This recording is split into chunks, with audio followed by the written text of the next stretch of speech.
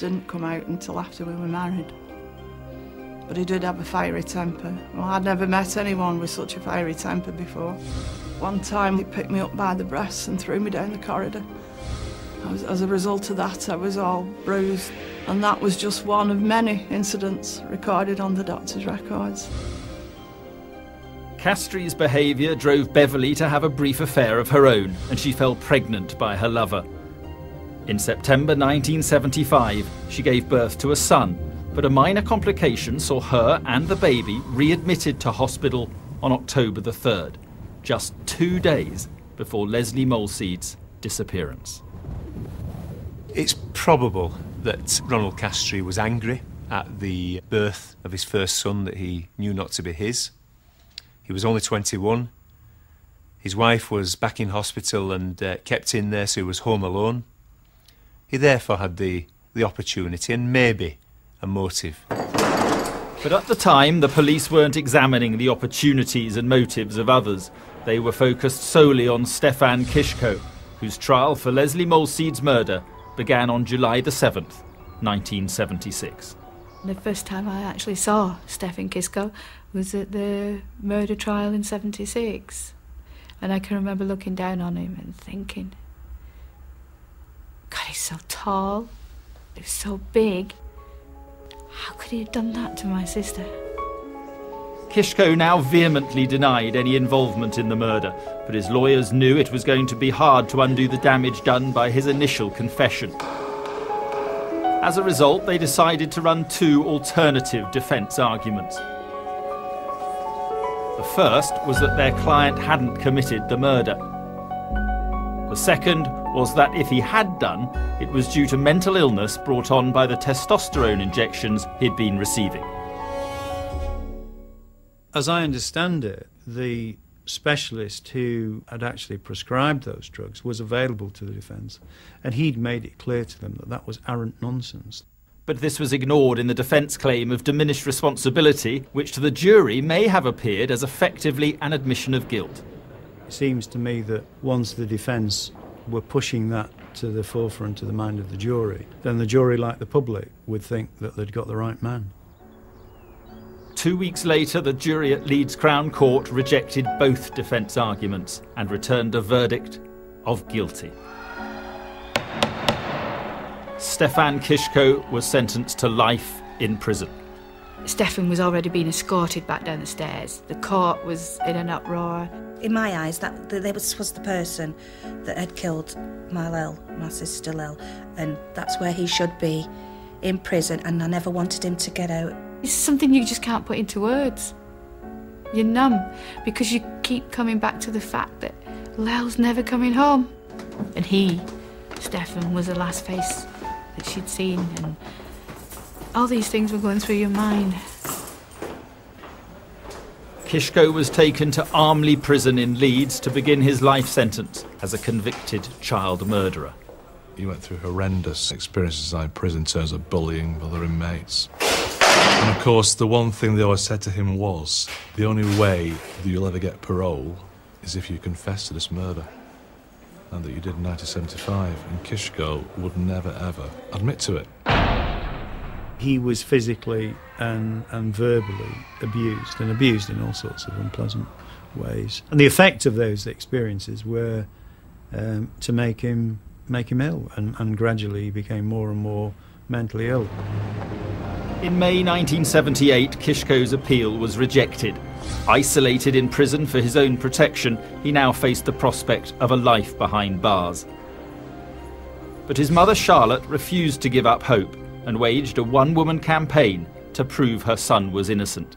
This was one determined little lady. She was going to have a day when her son would walk out of jail.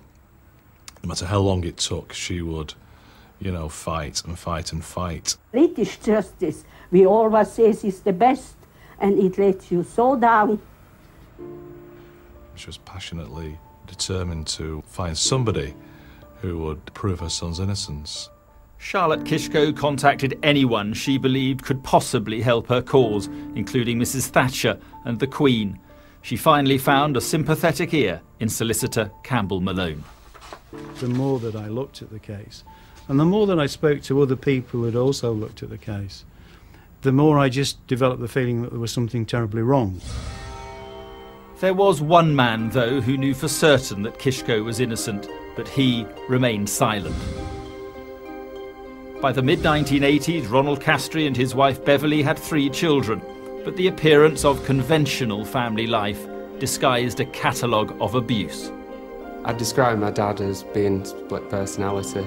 It'd be all right to everybody outside, but to us it'd be psychological violence towards me, physical violence towards my mum. He had to tread around on eggshells all the time, and he did have guns for a certain amount of time. And by this time he drank an awful lot. He'd down a bottle of whiskey a night, and then mixed with painkillers as well. It was like a time bomb waiting to go off. He was totally weird in the bedroom department. He had washing lines, canes, box of tricks, you know. He always had a keen interest in schoolgirls, and he wanted my mum to dress up in schoolgirls' uniforms, and because my mum wasn't that way inclined, he'd openly say in front of us kids, well, I'll go out and find someone to do it. So that would lead him to prostitution. Castry was a regular user of prostitutes over the years, but there was a much darker side to his sexual fantasies, which had disturbing echoes of his previous conviction. The family holidays were taken at the same place. We went there for a number of years. We didn't realise why in the beginning. It was only as the boys got older we all realised together that he was taking an interest in the young girls. He'd send us lads off swimming, and he'd stood there in the pool, main pool, ogling at the girls. One time we were quite close to another couple and their 2 daughters, and he made them feel so uncomfortable they moved. You cringe, you're embarrassed, you just want to curl up and die. Ronald Castry may have been enjoying his freedom, but without his knowledge, events were unfolding that would soon put him in fear. The man doing time for the murder he had committed was about to be declared innocent.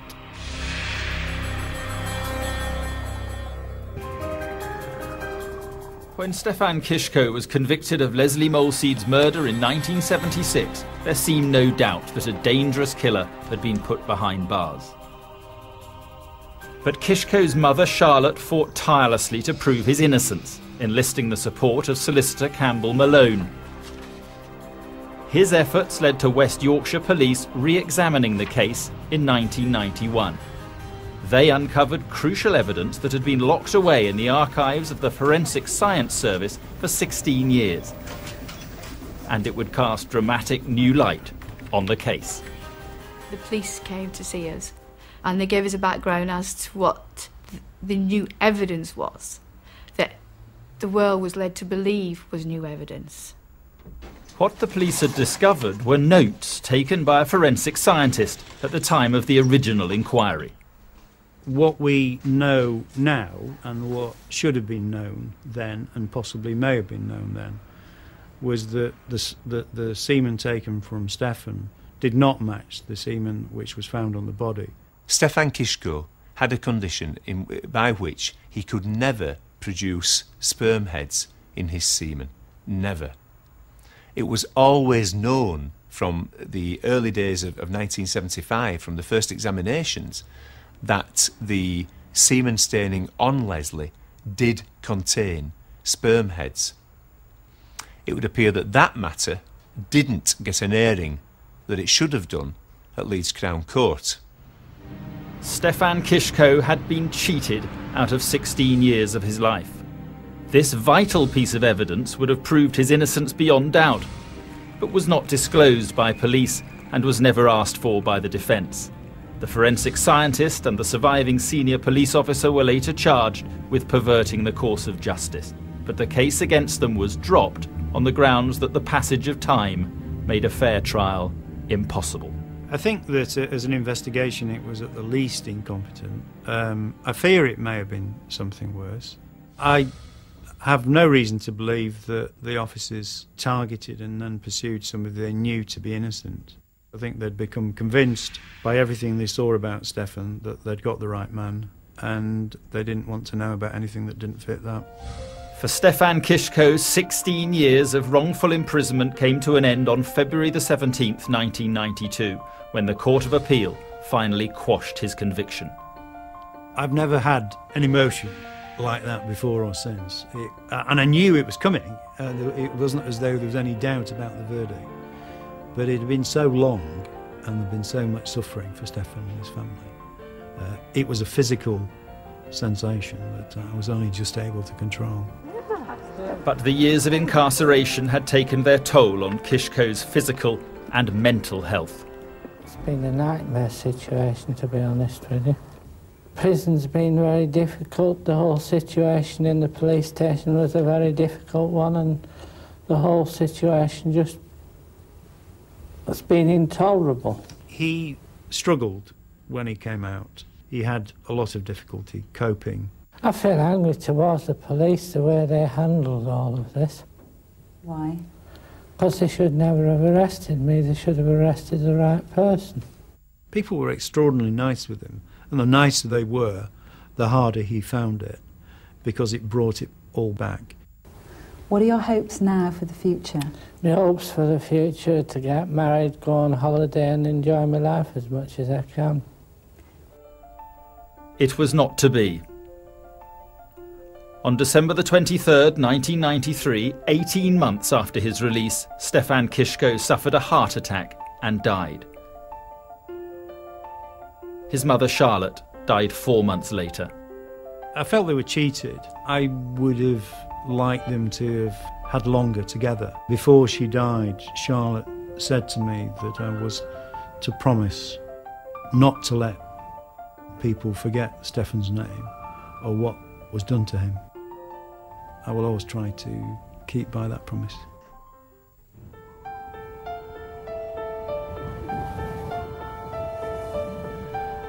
For the family of Lesley Molseed, Kiszko's release marked the beginning of a new ordeal. I'd hated this man for so long, and now they're telling me that this man hadn't done it, and there was somebody else out there who had actually killed Lel, and I couldn't accept it. Even to this day, it's still there. You know, I had 16 years of living with Kiszko, killed my daughter, and it's still, everybody, you know, people keep talking about, oh, you were a poor lad and all that. I kind of get that. I'm very upset about Kiszko serving 16 years in prison for the murder he didn't do. There's somewhere out there there's a man who killed my sister, and the police, I hope to God they catch him, because I'll never rest until they do. None of us will rest. None of us, in fact, will rest. It brought it to the forefront of my mind what had happened to Lel, what she'd gone through. So you started all over again. Lel, bless her cotton socks, had been murdered again. I appeal to any person who has any information that could assist the police in any way to come forward. 2 families have been the victims of this murder, mine and Mr. Kiszko.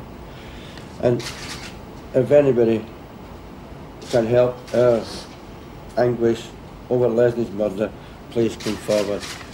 A new hunt to find Lesley's killer was now underway. The first thing you do is clear the ground from under your feet. So you go back to 1975 and you say, well, what evidence, what information did we have at that time? And a number of potential suspects emerged from that data trawl. Several men were questioned by police, but by the mid-90s the investigation had stalled. Desperate to see the killer brought to justice, Lesley's family took to the streets with their own campaign to remind people of the little girl who had been murdered back in 1975. People forget at times that that little girl is dead. I mean, she's my little girl, and I think about her day in and day out. This man has got to be brought to justice. With such a frustrating lack of progress, West Yorkshire Police launched a cold case review under the leadership of Detective Chief Superintendent Max McLean.